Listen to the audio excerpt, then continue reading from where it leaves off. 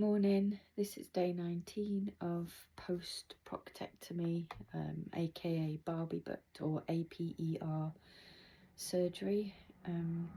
Doing okay, pain levels dropped to a reasonable level. Bear in mind I'm just on paracetamol and 15 milligrams of codeine. Not yesterday, the day before. The day before that and the day before that, I was still having to use walking sticks because I couldn't bear weight on my left leg.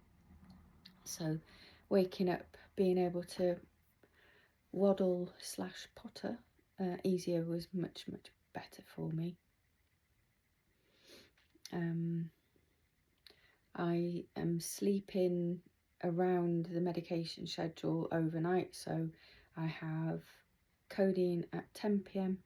Then I have paracetamol at 1 p.m, codeine at 2 p.m, and then codeine at 2 a.m, and then codeine at 6 a.m. And the pain's dropped to the point where I can actually get back to sleep in between those timings. I'm not going to risk missing a scheduled medication because I did that one time. I slept through a scheduled alarm and I couldn't get back on top of the pain for managing the pain. And seeing as my options are so limited, I didn't think that was a very good idea. So I'm sitting askew on a chair. I've got a square gel pad that the I think occupational therapy department of the district nurses sent out for me. So I've got my hip, at least it's cushioned, because I've been finding my hips and my shoulders are quite painful with either lying on my back at this angle, so head, bottom, knees, feet, like that. I've got a profile in bed. I've been finding that just lying on my back or lying on my left side, because my right side I've not been able to do yet, causes just so much aching. It's ridiculous, really. I mean, it's not as bad as the other pains I've got, but it adds to it all as a general picture. Mentally, I'm struggling with, I want to do things and my body literally won't let me. So this, as an example, this morning I woke up at 6, there's a car alarm going off somewhere. Woke up at 6, had my tablet, and then about an hour later I was thinking, oh gosh, I'm really hungry and I really could do with a cup of coffee, decaf. And so I thought, right, I'm gonna get up and potter into the kitchen. And so I managed. I made myself a cup of coffee, and by the time the toast popped, I was starting to feel sort of a bit weak and a bit sickly, like a bit nauseous. So I was like, oh gosh. So I managed to butter the toast and then sort of quite quickly shuffle my way back to bed and got back in bed again. And as soon as I lay in a more reclined position with all the pressure off undercarriage and stomach and abdomen, you know, the nausea went away and I felt more calibrated. So that was, I think, about, I don't know, 7:30, something like that. And then I got up just now.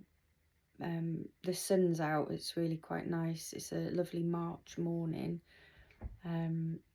So I went and stood outside in the back garden with just like the width of me shaft of light that's shining through between the hedge and the house into the back garden.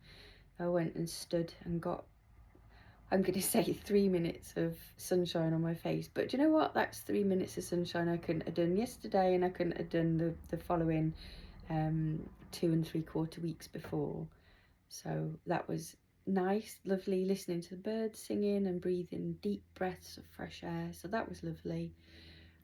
Today I am going to try, and I'm going to go back to bed in a minute, and I'm going to try and get up once in the hour, as opposed to 1.5 to 2 hours I've been getting up pottering for a little what do you call it, loop of walking around the kitchen and then straight back to bed. So today I'm going to try and be upright more so that my inner ear can recalibrate to being upright. I do suffer with vertigo, the first 3 or 4 days post-op, because they have you face down, head down there, bum up there, for a few hours whilst they were cutting all of the diseased tissue and fistulas and everything out. And they could not get my room spinning to stop for a few days, so it was good.